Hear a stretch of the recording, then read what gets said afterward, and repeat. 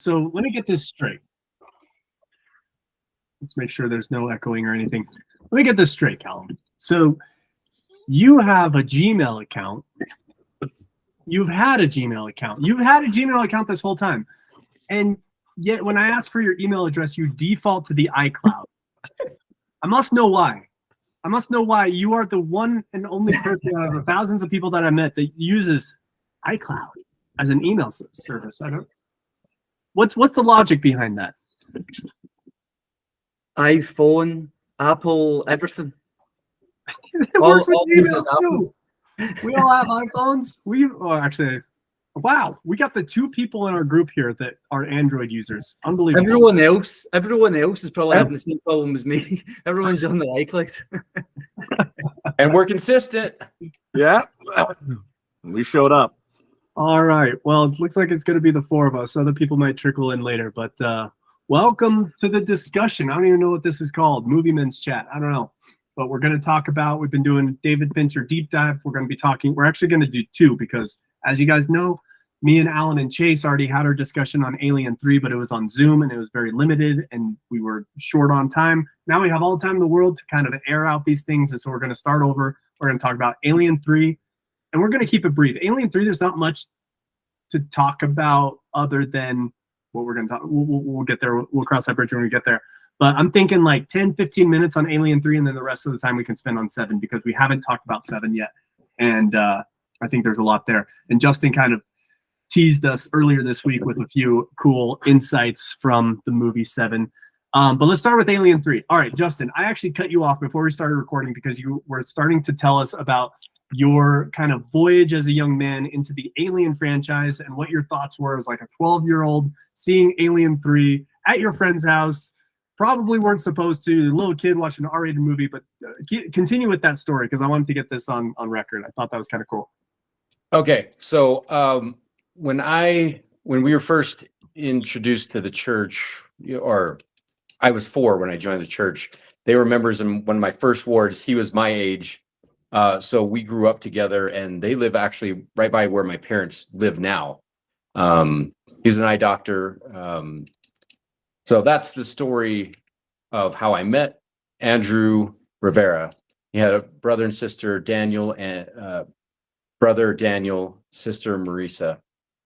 When we would go over to their house, she would let us watch Alien, Alien 2, and Alien 3. We're about 12 years old. And I just couldn't believe that, because in my house, you couldn't watch rated R movies, but over there you could. So I was like, cool. So it ended up being like my first, really is my first rated R movies that I ever watched. And so Aliens, the second one, has always been my favorite guilty pleasure. I will watch it almost, if it's ever on, I would stop whatever I'm doing and watch it. I have the remote drive extended version, which is really cool, which really relates to Alien 3, is that you didn't know Ripley had a daughter. And so in the extended cut, have you seen the extended cut? I don't think so. Not of Aliens, no. Yeah. So she's like getting these things from Earth. She's been floating in space for 80 years or whatever. So she sees her daughter is like really old and like might have just died or something like that in the extended cut. And so you have all this baggage. And so when she gets nuked, it's like to be a mother that she missed out on. So it's like really deep stuff. And so in Alien 3, when they remove all of that, she loses her humanity, and then her pseudo daughter. Well, her pseudo daughter now is dead, but the third daughter is the queen inside her. Spoiler alert. Yeah. So she's been a mother 3 times. Wow. And it just adds the layer. But I'm digressing on that. Real quick, what's your take on? I know we're talking about Alien 3, but just real quick, what's your take on Bill Paxton's character in Aliens? Oh, so memorable. Actually, Hicks and Hudson, Michael Biehn and Bill Paxton were like really good friends on that shoot and stuff. So they became really good friends. But well, I know the acting. Sorry. Michael Biehn actually said that is his best movie. He No was kidding. on. You guys know who Lex Luthor is from Smallville? Yeah. Michael Rosenbaum. He does a podcast called Inside of You, and he just did one with Michael Biehn, and he was talking about how Aliens was his best movie.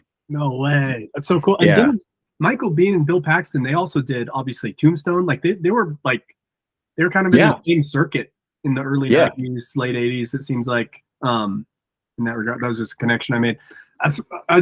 Bill Paxton's character in Aliens is so cartoonish. Iconic. Wait, I don't mind it. I can watch it. Game over, man. Game over. Game over. Yeah. Chase, give us cliff notes of not the movie Alien 3, because we've all seen it. We know the plot. Tell us just cliff notes of kind of high level your analysis of the movie as a whole without getting into the specifics of the scenes or anything like that. Just the movie Alien as a 3. whole. Yeah, Alien 3. So I haven't watched the extended version. So what I saw was the theatrical release. And even rewatching it for this conversation, it was the theatrical release that I've seen. So like my kind of Cliff Notes summation of it is it's a little janky, a little disjointed. And B, I was kind of in the same boat as Justin, where I watched Alien 1, 2, and 3, I think over a weekend or over like a 2-day period. I spent the night at Jake's house and I bought the box set at Bookman's and we watched 3 rated R movies as like 12, 13-year-olds. And my impression was that Alien 3 was so similar to Alien, but wasn't as good. Right? Yep. You're confined in the space. So instead of Alien 1, you're on a ship. On Alien 3, you're in a prison. There was a love interest with the doctor, which was kind of one of those differences. But it's just a survive as long as you can survive movie, which was very similar to the first one. Again, looking at 3 theatrical cuts and not having some of those deeper kind of things happen.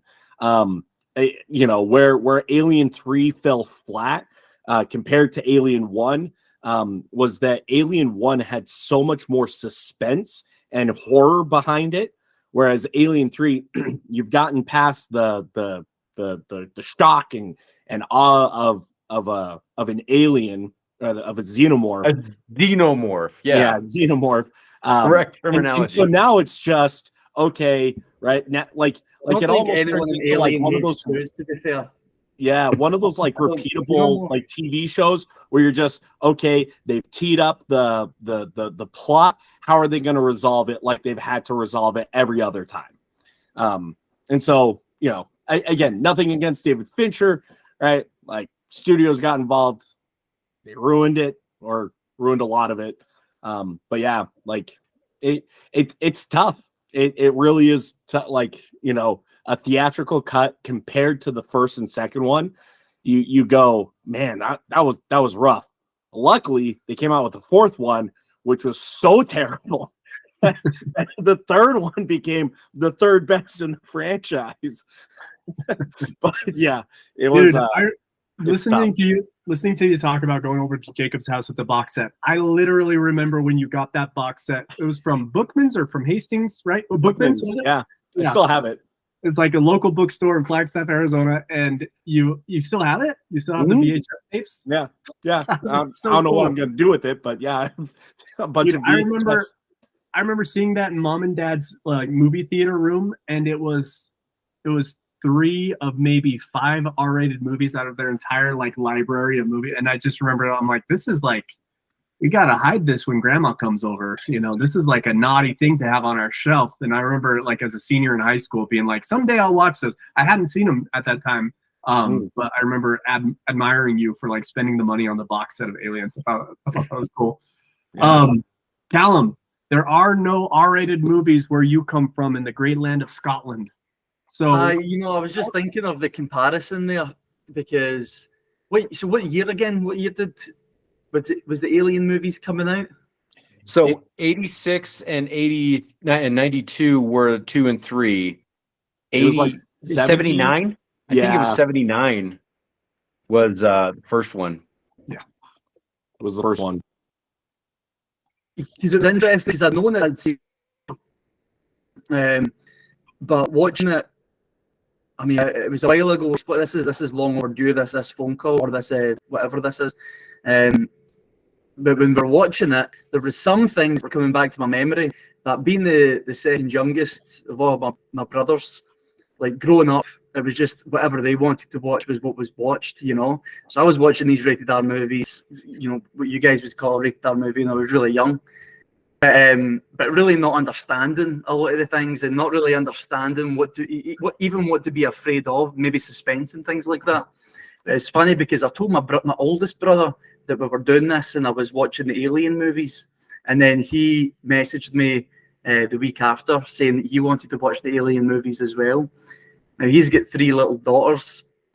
I think the one that she wasn't feeling very well, so she woke up in the middle of the night when my brother was watching the Alien movie, and it was right at the scene where the alien comes out of the chest, and she wasn't feeling good, and as soon as she saw that, she just threw up in the middle of the living room. So maybe there's You a can't little bit plan of that better. some type of rating, you know what I mean? but then it was I was talking to them about it, and I was talking to her. She was speaking to me, and she says that she enjoyed it. She says I wasn't feeling good. I felt gross, and then when I saw that, that was enough. But I think, Chase, you bring up really good points, and this seems to be like a theme with so many movies that kind of like don't know when to stop. They don't know when to die. A lot of these movie franchises, and the best way it's so difficult because of what you're saying about like the type, especially the type of this type of movie that this is, where there's suspense, there's a little bit of horror with it. Once the ghost, the ghoul, the alien, whatever it may be, once it is revealed, a lot of the fear is taken away. So it's difficult to keep that momentum on with Alien 2, 3, 4, you know, however many movies are going on. But the best thing to do for Alien 3 is just end it in a great way. Know that this has ran its race and finished the race well. And then they were trying to bring in this whole other dynamic, as you say, of the prison. And yeah, to me, it did feel a little bit more disjointed about like the purpose of the movie and things like that, you know. And I mean, I still enjoyed it, but I didn't feel as though it was like it didn't build momentum for the franchise for the franchise at all. I enjoyed it as a standalone movie, just like how I might sit down and watch a Guardians of the Galaxy movie, and I might just enjoy it for the Marvel franchise, but it doesn't really do anything to gain momentum for the franchise, you know. So I think the best thing that could have been done was just go out with a bang, know that this is the end, and finish it, you know.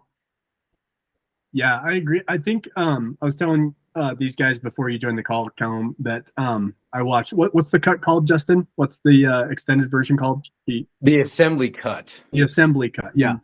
I accidentally watched the assembly cut. It was just what was on Plex. And so I watched it assuming that was Alien 3. And so then when I started hearing you guys on Marco Polo talking about like the dog, I was like, dog? I thought it was like a bull.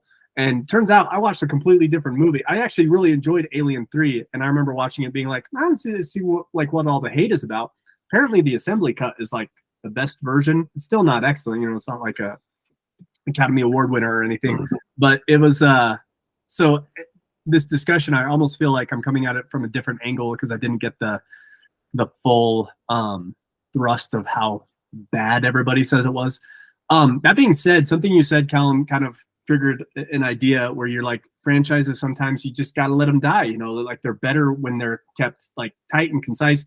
And I would say like Alien 1, 2, and 3, there's a like that trilogy is problematic for a variety of reasons that we can get into.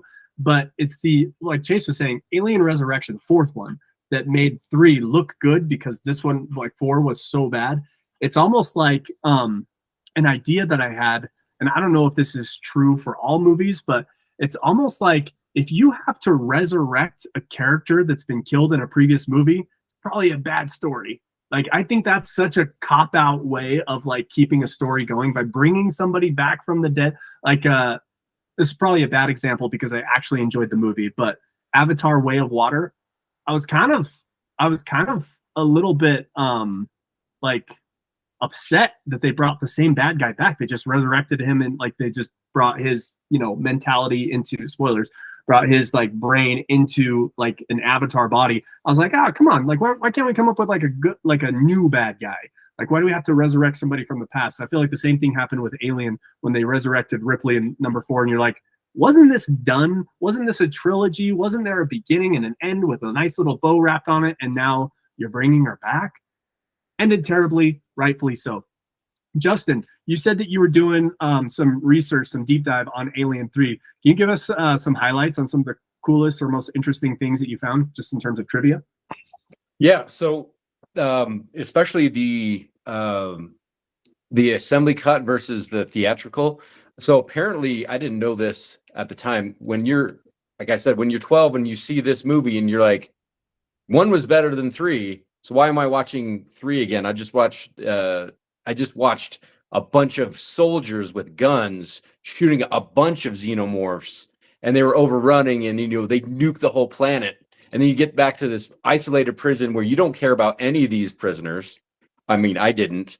I can see the nuance now, and that they were like reassembled, and they were kind of like a monk convent now, and they were kind of trying to get back to some penance. But as a kid, there's no nuance of, oh, these guys are, you know, very fleshed out characters. So that was my perspective of Alien 3. The assembly cut really puts in a lot of the dynamics that was missing in, I guess, the studio execs, you know, butchered the cut, and they were saying a lot of the stuff in even the second trailer was cut from the movie. So they even had in the second trailer all the stuff that you're going to see, and they just cut all of it. And as you can see, it was an ox, not a dog. And so they had to cut like a half an hour worth of stuff in the beginning. So you don't get this, these nuances that we would catch as an adult. The other thing was, did we record this? Or was it before the Ripley through line? Did we record that? Of how she's a mother 3 times? Yeah, I think we were recording. Yeah. Okay, good. Because that was the cool thing that I discovered when I went back to the other 2 and how Aliens 3 fit in, is that in this one, they emasculate, or they make her a guy, right? They shave off her hair. She's no longer sex appeal, but she does have sex. But they make her vulnerable in that way. They take away her femininity. Like, she's a mother in the second one, and in the third one they're also prisoners. So you have working men in the first one, they're just trawlers, and then the second one they're Marines, but they're just grunts, right? And then this one, it's prison, and you know, they're lowlives, they're the lowest of the low. And since the company didn't care about the first one, they didn't care about they cared enough about the Marines, but not enough. And then the prisoners, obviously they didn't care 1 iota, and that's her big speech, is like, they don't care about you.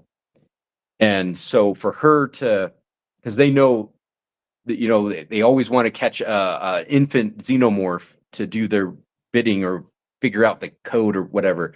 And so for her to say, my body, my choice, and she jumps in at the end, is her kind of gaining back her power from the man. So that was the nuances that I saw this time around in just putting it into the greater whole. It does have a place, even though the plot itself. No, the undertones are way cool, but the plot itself is like, we already saw this in number one, and the jump scares are just not as good because we can see it coming. We know what's happening. Right. No, that's an interesting take. We actually didn't discuss that on our previous discussion. Callum, were you about to say something? Sorry. I was going to say that Justin's point about her like taking away her sex appeal. You remember on the mission, and you were living mission rules, so 5s were 10s. How long were these guys in prison for? Because she didn't need much sex appeal. You know what I mean? She hardly needed a pulse, and they were game. It's so true, dude. I know this is a discussion about Alien 3 and not the first Alien, but I listened to a podcast called The Rewatchables, and they did Alien, and something that they mentioned is apparently if you go down like YouTube rabbit holes or whatever, like there's all sorts of symbolism in the first Alien about like rape, like the fragility of the female on on the ship or whatever, the like dominance of the alien. And again, I haven't gone down those YouTube rabbit holes, so I actually don't know. I mean, there's that one scene where the android guy like shoves the thing in her mouth super hard, so there's stuff you can pick up on. Anyway, it was just interesting listening to Justin talk about her femininity and how that like the undertones of that theme plays a role in the franchise. Never really considered that for like the other two movies. Actually, it was the first Alien was a macabre sort of sexualization of aliens, and like the orbipositor down the throat, and like the shape of the alien's head and everything, and how it comes out of the phallic resemblance of the baby thing coming out. It was evocative of, I can't remember the artist, but he had all these like erotic alien things that was the inspiration of that movie, and that's kind of how the birth of the alien look. Yeah, that's super interesting. I've never considered that, but one thing that they mentioned on that podcast I was talking about too, they were kind of making fun of how like tiny her underwear was in that final scene or whatever, talking about the sex appeal or whatever of Ripley, and they were like laughing about it because they're like, gee, Ridley Scott, you couldn't have like a pair of shorts, like something a little bit bigger. Like those are the tiniest little underwears ever, and you like see the very tip of her butt crack, and you're like, it's not even sexy because it's almost like it's too revealing. But then that's what kind of launched the conversation into like her role as kind of that recipient of, I hate to say the word rape, but like super sexualized, everything you were talking about, Justin, everything that you saw in the movie. So it's just interesting that Ripley is kind of the piece on the chessboard that represents all of that, including in Alien 3 when there's the sex scene, and like Callum said, like doesn't take a lot to have sex appeal on a like prison colony or whatever. So yeah, I've never really considered like Ripley's role in the franchise in that regard specifically. Chase, can you walk us through, we talked a little bit on our last conversation about not the movie itself, but outside the movie, the production, David Fincher's relationship with the production studio, the nightmare that was, all the like roadblocks, freaking Sigourney Weaver not wanting to use guns and all the politics behind that. Could you kind of walk us through, just give us a high level, because I want to hear what Justin and Callum have to say, like comments on the production of the movie itself, because this is a huge stain on Hollywood history, as we all know. Yeah, so this was so David Fincher had done a bunch of music videos before this, and this was his kind of first foray into an actual cinematic production. And so what is it? Fox kind of gave him a budget and said, "Hey, make this work." And when you look at what happened, it's script rewrites and hours of footage that never made it, and when they did test screenings, the audience didn't like it, and it was going to have an NC-17 rating, which is a death knell to any movie, and so just so much got cut. Sigourney Weaver talks highly about David Fincher and the vision that he had, but studios got involved, and they're like, well, you're the artist and we're the business, and Fox needed a win. They were desperate. They're like, this is good IP. We're ready to rock and roll. Like, let's do this. And it did pretty poorly. Again, compared to the first two. But you know, and it's just, yeah, it's guys in suits trying to tell the creatives how to be creative, and it just, you know, that it's always the balancing act. And then Sigourney Weaver, right? I don't know if it's allegedly or if she's confirmed it or whatever, but you know, kind of signed up going, I'll do this, but no guns. And that actually makes itself into the movie when, you know, she's talking to the warden and she's going, this is a prison facility. Don't you have guns? Don't you, right? Like weapons, something we can do? It's like, no, like we're all prisoners here. Like we aren't going to do anything, right? Like they don't give us anything.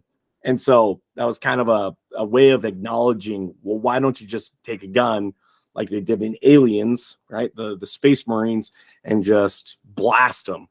Because you only had one, right? In Alien 3, you were dealing with a single xenomorph. Right, Sigourney Weaver was or is, I don't know, pretty anti-gun at that point. And yeah, because she's in all these other movies with a bunch of guns. Like even Avatar has a bunch of guns and weapons. Yeah, so you know, short-lived, I guess, maybe on this requirement that her movies don't have firearms. Which I think honestly, you know, gives a little bit of a ability to be creative. And how do you stop something whose blood is acid, you know, is insatiable, is just killing to kill, and you don't have like an equalizer, like a firearm to make it right. Anyways, so you know, you put all these boundaries around David Fincher, and you're going, hey, you got to make a movie, and it's got to be a winner. And so he makes a movie. Apparently, they spent like a ton of money on sets that never got used, just to a compressed timeline and filming and everything. And like it was just a disaster in terms of production. Just with all of the problems, the studio getting involved, the studio directing, the director on how to direct his movie. And, you know, ultimately David Fincher really wanted to just quit filming after this. And it's good that he didn't, right? Because, I mean, next movie was Seven. Yeah, it almost ended by far one of the best directors' careers, just due to guys in suits, guys and gals, whatever, telling David Fincher how to be an artist. Yeah, that's what I was about to say too. Is I think I read somewhere that Sigourney Weaver actually like pulled David Fincher aside and gave him a little pep talk, which encouraged him to keep making film because he was ready to quit after this, which is so tragic when you look at his catalog of work after this, of course. And just to yeah, it's so frustrating to think a visionary who's so good at his job, but nobody knew he was so good at his job because this was his first Hollywood movie, and yet he's just shackled by the production studio. And just, can you imagine your name is on this piece of art that you're about to release to the world, and it's not even your art, it's not even your vision. It's like trying to run a race with literal like ball and chains around your ankles. Like, I can only imagine the frustration of David Fincher. And then as you were talking about Sigourney Weaver and her gun issue, you actually said exactly what I was thinking when you were saying that. I'm like, it actually worked out, because some could argue that like Aliens is better than Alien 3, but Aliens, it's almost like guns made it too easy, you know? Like just the fact that they could just mow down just all these aliens, like you have to avoid the acid blood, sure, but it was just too easy. Like part of the horror of the first Alien movie was that they were like miners. They were like the equivalent of field workers on a spaceship, no weapons, no training, no Marines. And the horror is that this alien got in there, is like attacked him. Like that's where the horror comes from of the first Alien movie, because they couldn't fight it. There was nothing to fight it with.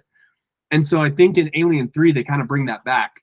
whether it was intentional or otherwise, because of Sigourney Weaver's political choices that she didn't want to go. I actually like that. I like that there's one xenomorph, that there's no way to fight it. It's super scary because it's super dangerous, and there's no, as you said, equalizer.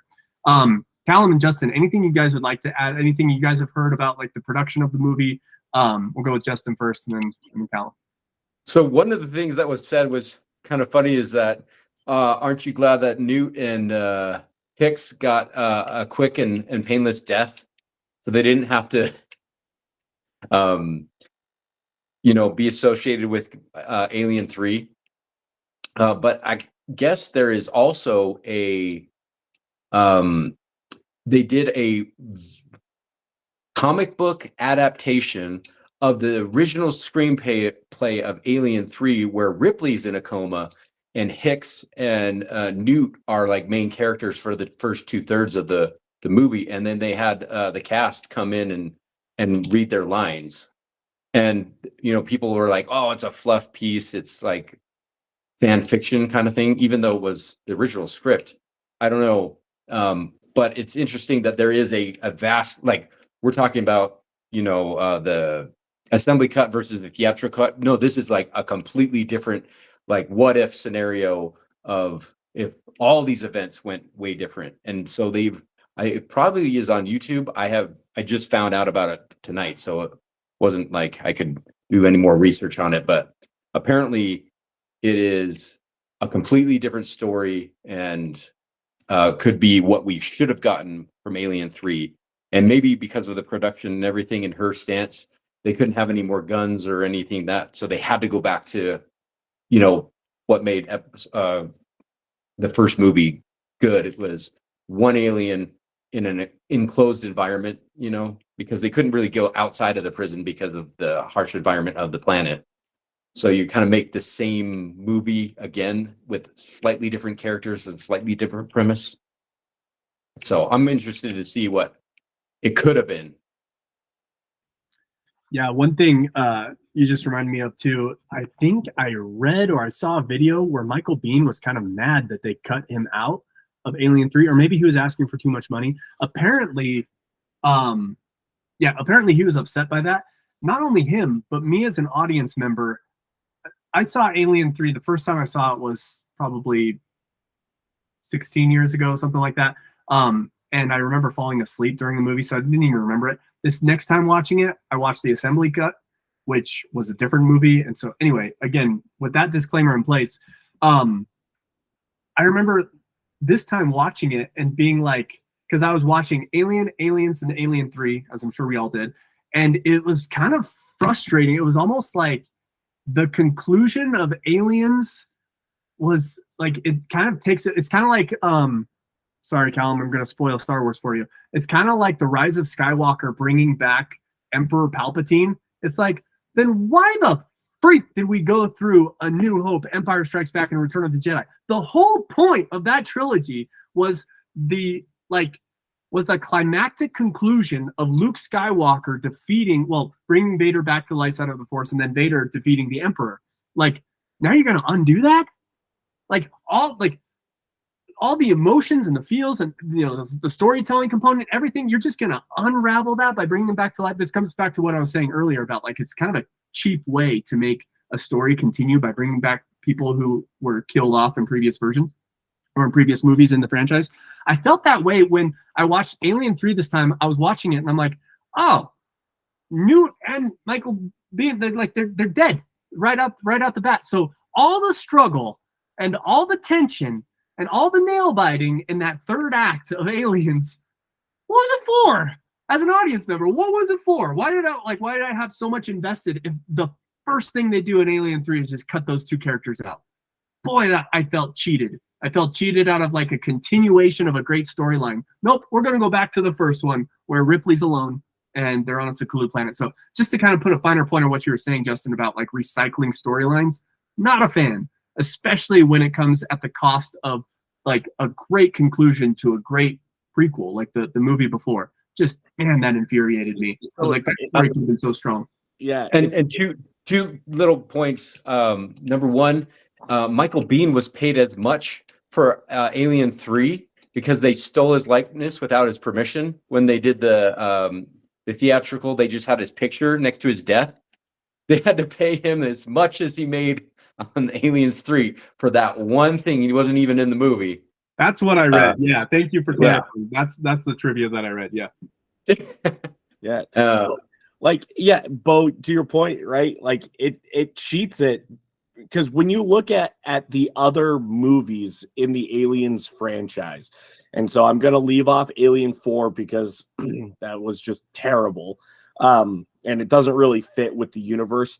But so you have Alien 1, 2, 3, and then you have Prometheus, and you have Alien Covenant, and it's like all of those, the way that, right, if you take Alien 3 and you set it aside and you look at those other 4 movies, so Alien, Aliens, Prometheus, and Alien Covenant, how like they were able to get the aliens there, or the people there, to get infected and have face huggers, and right, like all of those, like how that all happened, I think was a lot of the cleverness of the writers and the directors of okay, so we have this alien that's hyper aggressive, hyper vicious, you know, can go through its spawn cycle really quick, and so how do you bring people in to infect them to create this perfect weapon?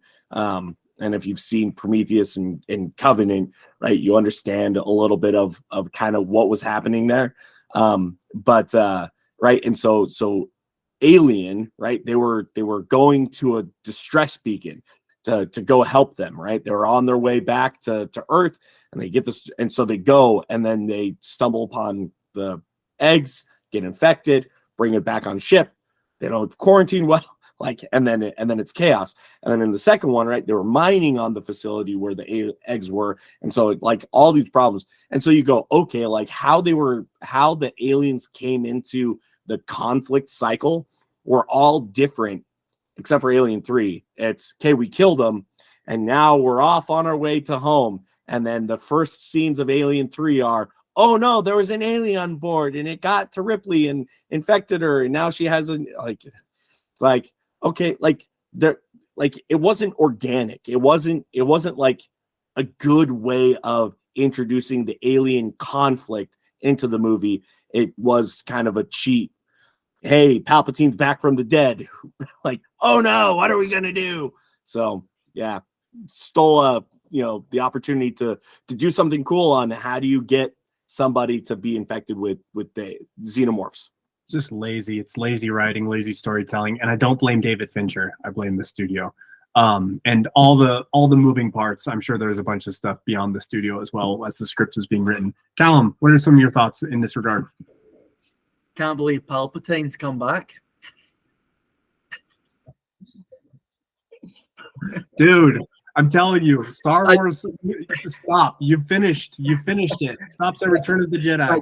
I just watched, the only 2 movies I've got left is now Solo and the other one was Rise of Skywalker. Skip them. The other one. No, I've seen Rise of, so it's Solo and the other one. Rogue One. Yeah, so I've seen everything else. That was funny. The point that you made there right at the end, where you're like, I don't blame David Fincher for any of it. Maybe it's because of the movies of David Fincher's that we've seen, that we've loved, that now we're going back to that and kind of like saying, we're kind of like, you know what, these are legitimate excuses for David Fincher with this movie, and we're like defending them because we know that what he has done in the industry. Because I don't know. I'm just, as you guys were talking about, like the conditions that he was put in with this movie, I was thinking, I wonder if he was even like their first choice, or if there were other people that they were trying to get, and then because of the conditions, they were like, nah, I'm not getting involved with this. It sounds as though it's a recipe for failure, and David Fincher's just looking for his break, and he's like, sure, I'll take it. So yeah, I agree with that point, and that with the limitations that he was given for his first big time movie, I think that yeah, I think he done a good job. I think he took his creative liberties well, and it made some things like, how many times are you watching it? Maybe it's more so from my perspective, because not even actually with American movies as well, like the whole guns thing. When I'm watching a British movie and you see like a guy go into a mall with a hammer and kill 20 people, and the cops show up and the cops do nothing because the cops don't even have guns, and I'm like, someone shoot that man, you know. Even in American movies sometimes it's like, this is America, why has nobody got a gun, you know? So they were able to like take that hurdle and use their creative liberties to go over it pretty well, pretty seamlessly, where I didn't have that like moment of, why has nobody got a gun? It was kind of like addressed and it made sense, you know. So yeah, I agree that I think David Fincher done, like looking at how his career has went, and looking back at this movie, I think he done a good job for sure. Yeah. Yeah, And you know. I Go was ahead, going Jim. to say with David Fincher, right? You almost have a little bit of, or you do have sympathy for him, and part of me goes, I wonder if he acquiesced to like a lot of production interference because this was his debut, right? And so it's bankrolled by Fox. Fox has a lot of control, and so he didn't push back as much as he maybe could have. Whereas like you look at like Quentin Tarantino, and it's like any production studio that tries to get involved in a Quentin Tarantino movie, like either you're going to do a Quentin Tarantino movie or you're not. And I don't think Quentin Tarantino gives a flying F at what they want him to do. He goes, I'm telling the story. And if you get in the way of me telling the story, but right, that's also Quentin Tarantino, who has that track record. His first one, right, which was like a Sundance film. It was kind of, bootstrapped and all that stuff, right? Like he went about it a different way. Same with Kevin Smith, right? Like these guys who kind of, quote unquote, made it their own way and then became really big and popular and successful. And then they go into movies and if the studio comes in and goes, well, we don't like that. They go, well, F you, like I'm going to do it the way I'm going to do it because I'm Kevin Smith or I'm Quentin Tarantino or I'm Ridley Scott or whatever. But like your first movie, and it's a first like blockbuster and you're put in charge, I feel like there might have been that like newcomer syndrome where I don't really know, right? I've done a bunch of like music videos and now I'm doing like a full-on movie, right? Again, trying to put myself in David Fincher's shoes of going like, why would I let that? Well, maybe it's because I wanted to break into Hollywood and this was a way, and I had to give up a lot of control because Fox was paying for everything instead of me going one of these other routes to my directorial debut. That makes me so, like, I can understand that. It makes me so angry. There's so many like actors and directors that have a lot of weight in the game currently, and they still just lay down to whatever the big guys with the deep pockets say. Quentin Tarantino Ryan Johnson, stop more safe. Exactly. Quentin Tarantino is such a good example of someone that is just like, as you said, just authentic. He is out how he is and makes no apologies for it. You want a Quentin Tarantino movie, which you know is going to make a crap ton of movie, is going to have a cult following, like people are going to show up, put their butts in seats at a movie theater, throw Quentin Tarantino directed by, and you got a winner. Mm-hmm. Like, doesn't matter. So, and he's all over the place too. He's not stuck with a single genre. It's the whole gamut.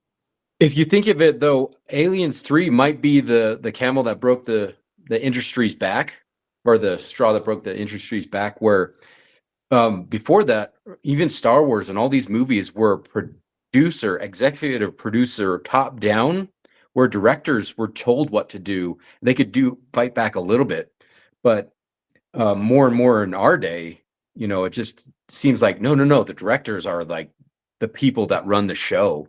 and the executive producers are just the money bags, and you have to get approval for them, but it's the director run. Whereas I felt like just 3 decades ago, it was producer run, and then they got the director they wanted that would be a yes man more than anything else. Producer was the director, right? Like think about, right? You have Star Wars, and George Lucas basically bankrolled his own movies.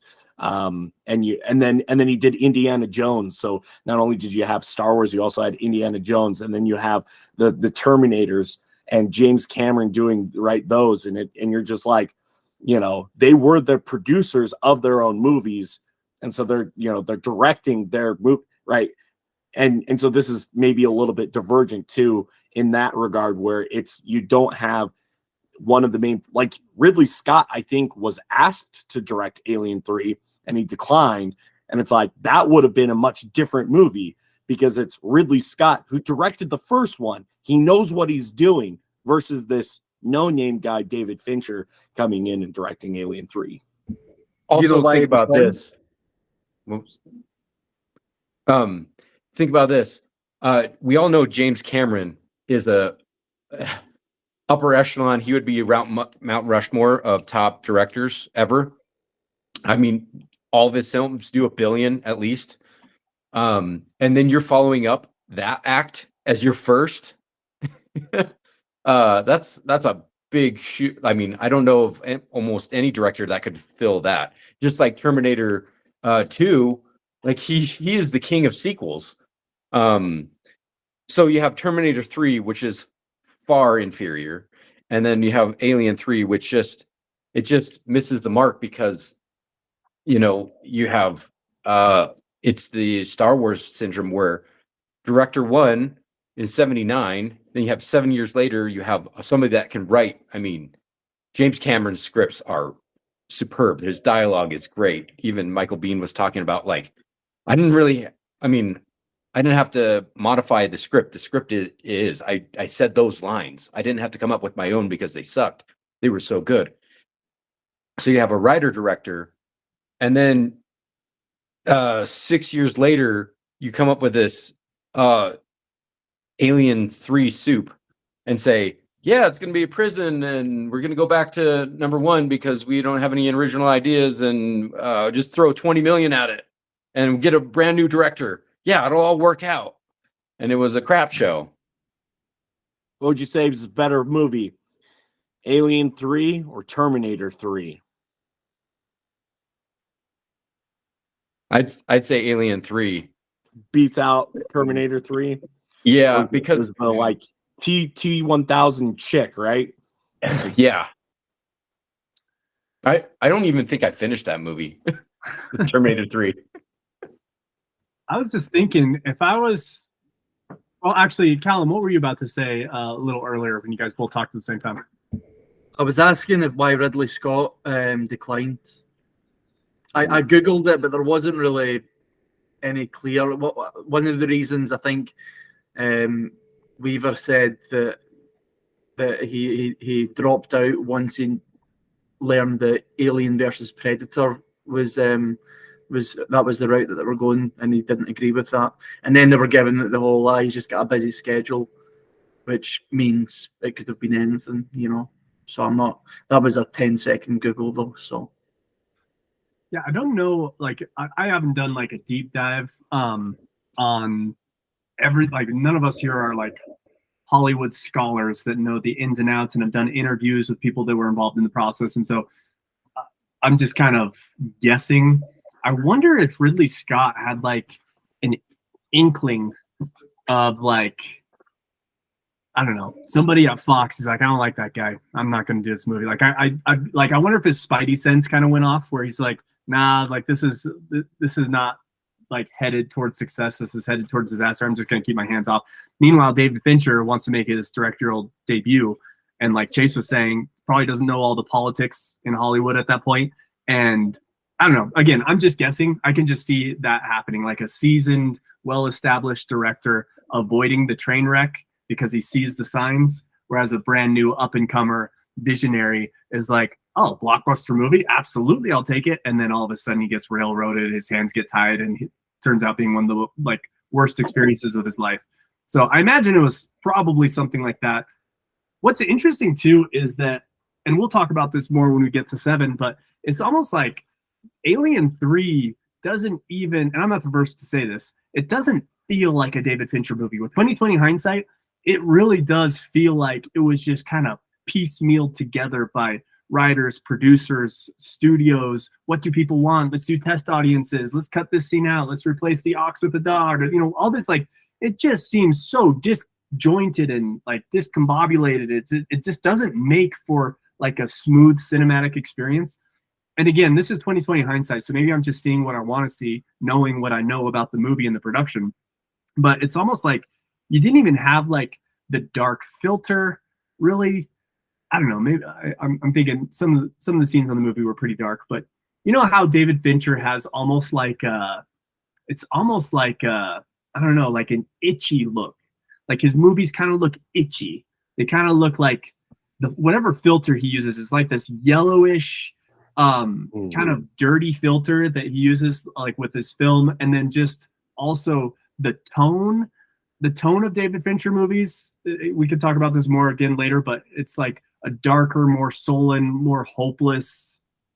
And I guess you could, I don't know, you can make the argument that Alien 3 kind of has elements of that. But what would you guys say in terms of like David Fincher's style? Would you say Alien 3 is his style, or do you think, and did he develop his style later on with his other movies? Was it kind of a process, or did he have a style? He wasn't able to implement it in Alien 3, but then he was given full freedom later on. Did any of you guys notice that when you're watching Alien 3, or did that cross your mind at all? Yeah. Callum, go ahead. I was just going to say, I've not watched all of his movies. A few of his movies I've loved, and that was while we're going down this deep dive. I kind of like deliberately at the start was like, okay, forget about everything that I've loved and just try and enjoy this David Fincher journey, you know. So I think that'll be a good question to have, like, because we're right at the beginning of it. So I think that'll be a good question to have, and maybe like in a review towards the end, like, I don't know, address that again, you know. And I would definitely say this does not have any of his signatures. Like I'm just thinking about it in my head. I'm like, he doesn't have, I don't know. A lot of his movies has like the dichotomy. If you look at Fight Club and if you look at 7, where you have two guys that are like, they're both friends, but they're both on each side of the coin kind of thing. You don't get that in this movie. You don't get the, I mean, there is character development, and maybe the assembly cut will have, I know it has a lot more character development, but his movies are characters. And I mean, even the settings sometimes are characters. This is bland. I think most of the stuff that he would put in the movie was cut out, and most of his ideas was, what Stu you want you to do? I'm just playing ball. I'm just getting it done. I'm introducing, their idea. So I would say the one thing I did notice that is a very David Fincher thing, and maybe it's just me noticing this, is that David Fincher's movies are really wet. So like Fight Club, all of the night scenes, it's like raining or has just rained, and so like the streets are wet. What is it? What is it? Curious Case of Benjamin Button has a lot of raining scenes. Zodiac, right? In what is it? San Francisco, right? There's a lot of raining scenes. 7, lots of raining scenes. Alien 3, tons of raining scenes. Like, so I don't know if that's a director thing, but I always feel like I need a towel watching a David Fincher movie, just because like there's so much moisture everywhere. I don't like, again, I don't know if that's necessarily his thing, but it's one thing that I've noticed in the movies that I've seen of his that kind of stand out, is like everything looks like it's either raining, about to rain, or just rained. That's a really good point. Yeah, didn't notice that, but point taken. You know what's funny about that though is I don't think there's any production company, no matter how like stingy or difficult they're being, that if a director walked to him and said, hey, how about we make this scene with some rain? I don't think any production company would be like, no, that's your vision, not ours. Rain is like an easy ask.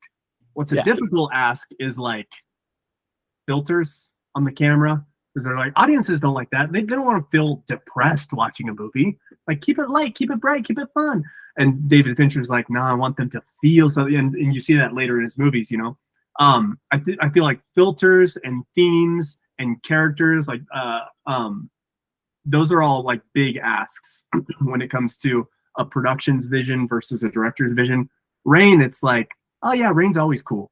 We'll do rain in this scene. So I can imagine, even if that is one of his signatures, I'm sure that's not one of the things that he was handcuffed on during the project. Cool observation though. That's funny. Didn't think about that. Also, if I'm giving the movie grace, I was just thinking about it because I'm like, David Fincher, like, I wonder how many problems he had with the actual story, with the actual script, the screenplay, and how much he was able to contribute to it, if anything.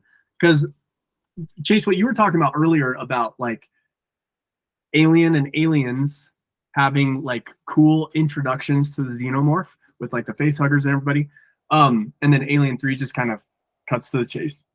I almost appreciate that because it's almost like, every time a new Batman movie comes out, now it's almost like you roll your eyes if they show his parents getting killed, because you're like, we get it. We know we don't have to rehash this again. Like, please, can we just watch Batman do something other than mourn the death of his parents for the first 15 minutes of the movie?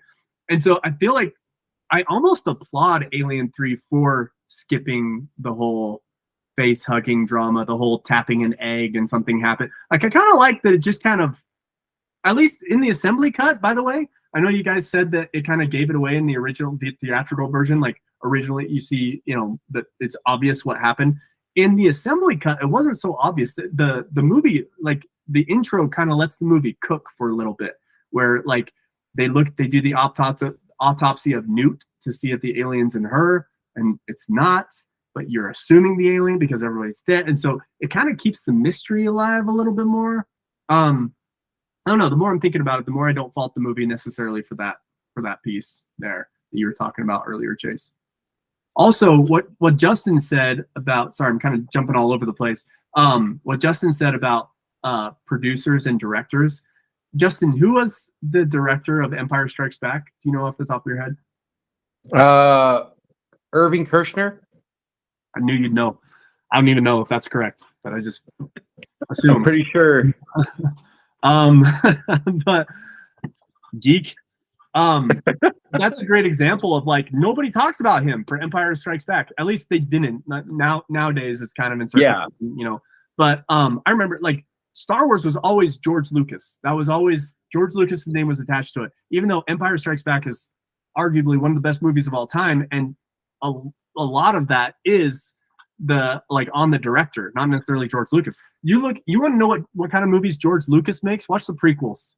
That's him with like unrestrained power making a movie as a producer and a director, and it's just like, oh, this sucks. No, you actually need a visionary, and then you need a director to bring that vision to fruition. I feel like Empire Strikes Back is a great example of that. I've never thought about it though until you mentioned it, Justin. That's kind of how movies were made back then, and I don't know if I'm happy or sad that it's changed.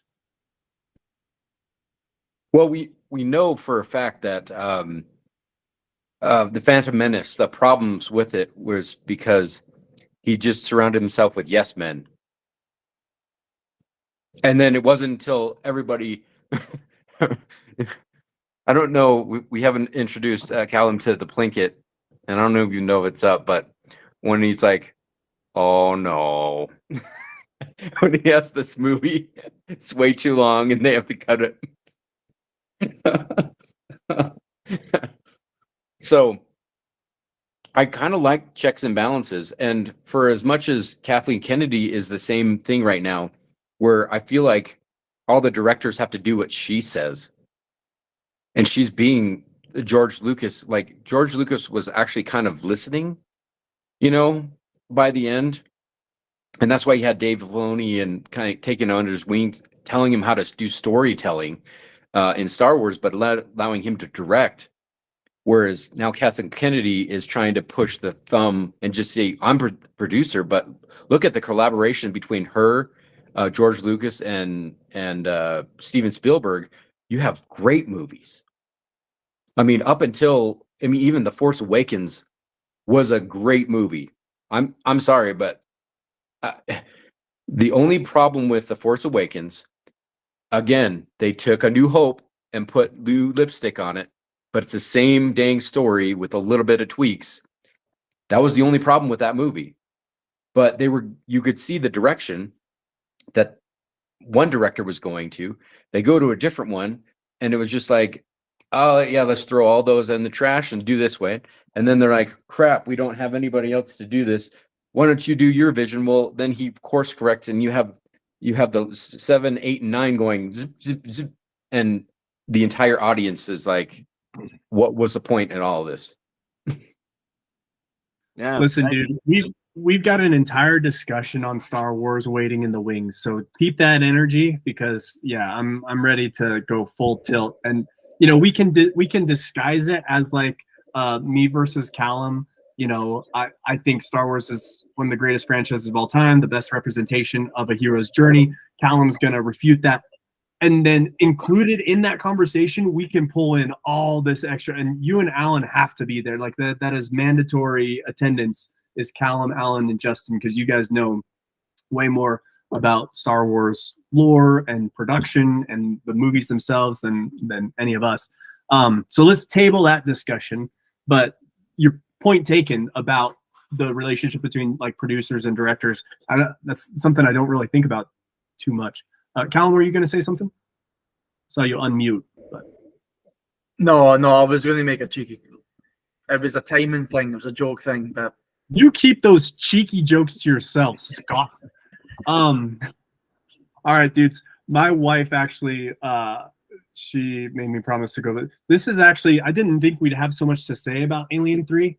This has been an entire discussion. So let's do. I'll text you guys about when we can do 7. So let's just do it as a separate discussion, because I got to go, unfortunately. And Chase, it's 12:30 a.m. on a Tuesday night. We appreciate your attendance. Final thoughts. Is there anything, because we're not going to touch Alien 3 again, I don't think, other than We're never going to touch it again. Yeah, yeah. Maybe at the end when we do like a summary David Fincher, like just like holistically, right? Because we're doing piecemeal, right? Each film independently, and maybe at the end we'll do like a short one where just kind of like final thoughts on everything David Fincher. I would just like to finish off by saying I watch a lot of podcasts, and apparently if you get more than 10 viewers, you get sponsored by Liquid Death. So Liquid Death, this one's for you. Murder your thirst. Oh. Avid advocate and drinker. Oh. Best canned water I can find on the market. So with that plug, I would say this. There's some nuances to Alien 3 as an adult. It's a 30-year plus movie now. There's something about the human condition that even the most deplorable people are still humans, and they're still worth something. And so with that mindset, the scenery, the people, the isolated planet that's like 40 below, in and of itself, it's not a terrible movie. In the franchise itself, it's terrible, but just not as terrible as 4. So I think there is a redeeming quality to watch it now and then. But again, it doesn't resolve any of the aliens. They just in the end they kill one alien, or 2, because one insider. So like in the grand scheme of things, it really has it's a fart in the wind as far as the franchise is concerned, but it has some redeeming qualities. How about this? You just gave me an idea, Justin. To close us out, let's all say our least favorite thing about Alien 3 and then our favorite thing about Alien 3. Because I think you make a good point. There is, and we talk about this a lot as in our Marco Polo group about nostalgia somehow playing a key role in our opinions of movies. And so Justin, like you said at the beginning, the fact that you were introduced at a very early age to all three of the aliens, I'm sure that they're alien movies. I'm sure there's like a special place in your heart, even for, like guilty pleasure. You mentioned Aliens was your favorite, but also for Alien 3. So let's just go around. I'll start. Let me see if I can think of something just real quick off the top of my head. My least favorite part about Alien 3, I'm not going to take the cop out like production was tying David Fincher's hands, because we're all pissed about that.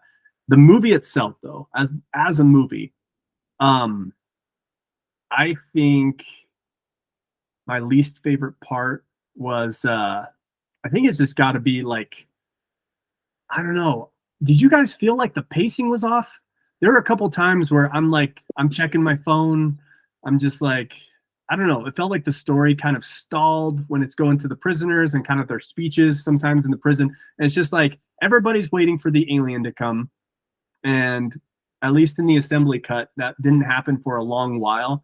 It was almost like I wanted to jump into the story. If we aren't going to do like a really long, like face hugger, like alien eggs popping out, like if we're not going to do that, if we're not going to like build a story that to introduce like the introduction of the horror, if we're just going to jump right in, then let's jump right in. I think that's probably my biggest criticism. It just, the movie doesn't feel right. And I think everybody can agree to that. Like there's something off. And that's when it comes into production, getting their sticky little fingers into David Fincher's vision. But I think specifically the pacing was my biggest issue. I was kind of bored a couple times during the movie. And in Alien and Aliens, Alien, surprisingly enough, for how like 1979 it is, it's kind of got that same what's that super famous movie that nobody likes? 2001 Space Odyssey. Thank you. 2001 Space Odyssey. It kind of had that vibe to it, like where it's like, a spacecraft in outer space with like a noise, and you're just kind of like, this feels very 70s. But Alien, when I rewatched it, the pacing's so good, the character development, the dynamic between, and then Aliens, don't get me started. That's just an action-packed, wall-to-wall, like balls-to-the-wall craziness.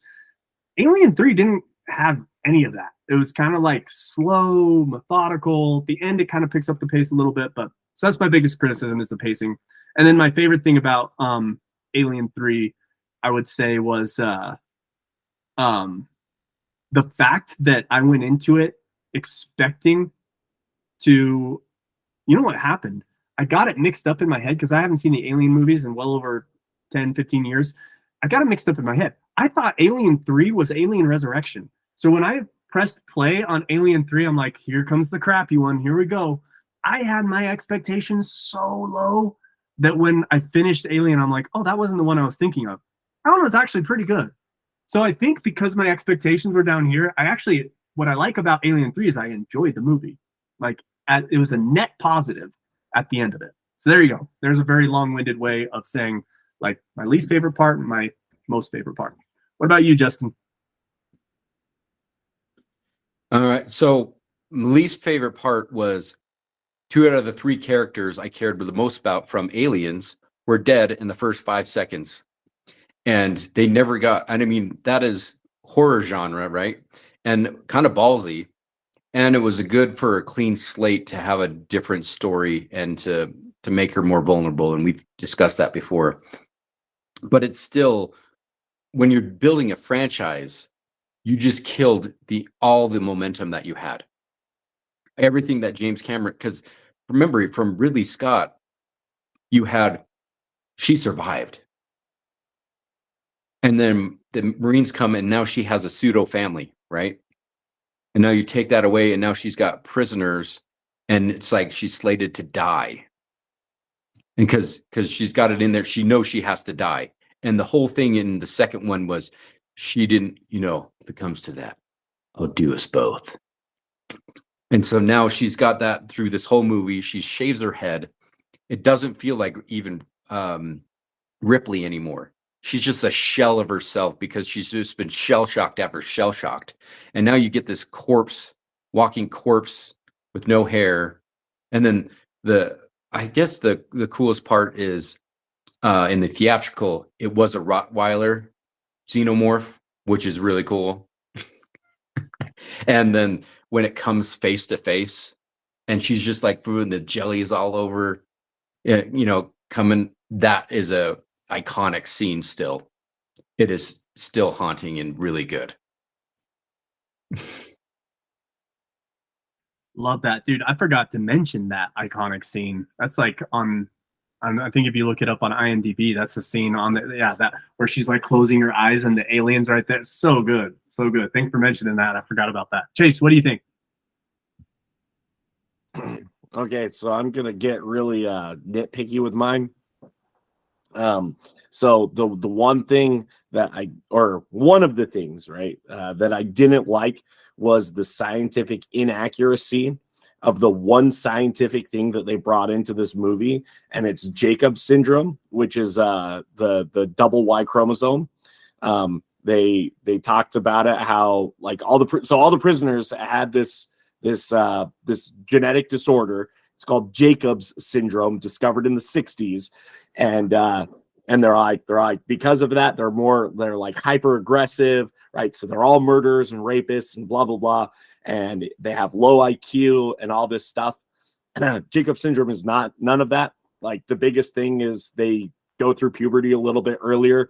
They're on average like a little bit taller than the average male. Like none of what they talked about was accurate. And it's not that they didn't know, it's that they didn't spend the time to research what they were bringing in. They just thought, oh, double Y, we're just going to make them macho men. So they're murdering and raping and right, all this terrible stuff, which is terrible. Yeah. But you just took an entire group of people who aren't like this at all and made them murderers and rapists. You're like, all right. So like, have some integrity and do some research when you're bringing in like genetic, and it's not even a disease, it's just like a genetic mutation that doesn't really do anything other than make you a little bit taller. Like there's a bunch of stuff, but nothing that they talked about in the movie. So that's kind of like my dislike. The one thing I did like about this was this movie, again, very, very specific. This movie is where it tied into the Blade Runner universe, and it did so in two ways. First off, this is the first time that they mentioned the company name, and it's Whaling Corporation. Right? Like in Alien 1 and 2, it was always the company, and in Alien 3, they specifically say it's Whaling Corporation, which ties it to Blade Runner. The second thing is that the guy, like Bishop, the original OG Bishop, who shows up, brings up and he goes, yeah, the others are replicants. It doesn't say android. He uses the word replicant. And I'm like, that's Blade Runner, right? And so this movie is what ties the Alien franchise and the Blade Runner franchise together. And again, super quick if you're not paying attention and you don't have that mindset. But the last time I watched it, like when Bishop shows up and he was talking about how they're replicants, I was like, no way. Like he wasn't an android, it was a replicant. So yeah, I loved that as was it like a cosmic universe building, right? Ridley Scott, built on, and then he's done the prequels, and hopefully we get I think is the third one coming out this year, I hope. So anyways, yeah, fun little factoids that are like super nitpicky, but what I appreciate. Dude, I had no idea about that connection to Blade Runner. That's dope. No clue. All right, Callum, close us out. I'm gonna Chase, you were nitpicky. I'm going to speak in general terms. Ultimately, as a standalone movie, I thought it was. This is my good thing, which kind of sucks because it wasn't a terrible movie. Like, it was fine. I would watch it again. Like, I would go through this series of the franchise, I would do it all again, and I wouldn't grudgingly watch this movie again. Like I enjoyed it. It was fine, but the bad along with that is, and I don't think we've touched on this yet, but I thought like, yeah, I mean, you've got your main cast. I thought like the supporting cast and things like that, I didn't think they'd done a great job with acting. I thought the acting was pretty poor in the movie. And especially, and I thought the messaging was kind of confusing generally as well, with these guys in prison, but then they were religious, and then like like there wasn't a lot of characters there, so there wasn't a lot of people to get tied to emotionally, and it was confusing about what the part, like how were you supposed to really feel about the rest of these prisoners? Were you supposed to sympathize for them? Were you supposed to be like good riddance to them for being murderous rapists and whatnot? Like, yeah. So I thought generally good movie. I would watch it again. I didn't think it was as bad as a lot of the reviews are. But it's definitely not as good as the first one. It's definitely not up there with yeah, it's not a great movie. It's just all right. It's just average, I would say. Dude, that's what I was talking about earlier about the movie feeling disjointed. The great call out. That was one of the parts that felt disjointed to me, was how are we supposed to feel about these prisoners? We're supposed to fear for Ripley because she's on this prison colony, but then you go to a scene with all the prisoners and they're a bunch of like religious do-gooders, and you're like, so should I not be scared for Ripley because of all these prisoners? But then when they see her, they're all like drooling and like, you know, cackling and catcalling and all this stuff, and I'm just like, so I should be scared for her? Like it really was like, it didn't feel cohesive. Mm-hmm. Great call out, Callum. That's yeah, a great example of what I was trying to articulate earlier. All right. Yep. I was just gonna say the biggest problem with the movie is, other than Ripley, name another character. I don't have any names. Lemons. None. I could say Hicks and Hudson and Sarge and Vasquez and I defaulted to Tywin Lannister. He's the guy he's the doctor who plays Tywin Lannister in Game of Thrones. So I don't even know. Yeah. Clemens. His name is Clemens. And then you have the warden, and you have what was it? What was his name? 70, 75? What? 72? That's pretty good. What was his name? Yeah. Yeah. I'm trying to remember, because there was the assistant to the warden, right? And they like 89 or something, right? Because that was his IQ. Anyways. Great point, Justin. Nail in the coffin. All right, let's shut the books on Alien 3. I agree though. We should, like, I will watch it again in my life. Probably a couple times. So it's not like a one and done. It's not like a total disgrace on the movie genre. It's just kind of meh. So cool. All right, I've got a wife waiting for me. She's probably upset we're 15 minutes over, but I appreciate you guys locking in. Let's like I said, I'll text you and we'll figure out when to do 7, because we need 2 separate phone calls for this. So keep your eyes out for those texts. But other than that, you gents have yourselves a great night. I just wanted to point out also, we're probably going to stick to one movie. It seems like it's pretty hard, unless we have a general like, hey, just this movie franchise, but we had enough to say one movie at a time. Absolutely. Yeah. If there's one takeaway from this call, it's that we can't do 2 movies in one sitting. And even when we get to like the Love, Death and Robots episode that David Fincher directed, right? Like that, I even though it's only like 20 minutes long, we can talk about that one. That would like was it Good Sailing, Good Traveling? It's the lobster episode. Yeah, in the boat. Ugh. Yeah, that's horrifying. Yeah, we'll cross that bridge when we get there. One thing I will say is, like, for Fight Club, I don't know who's all going to show up for that, but I'm blocking out 3 hours for that discussion, because I got so much that I freaking love. Can we start a little bit earlier? Yeah, That's 3 hours. I think Fight Club was the movie that made me fall in love with movies.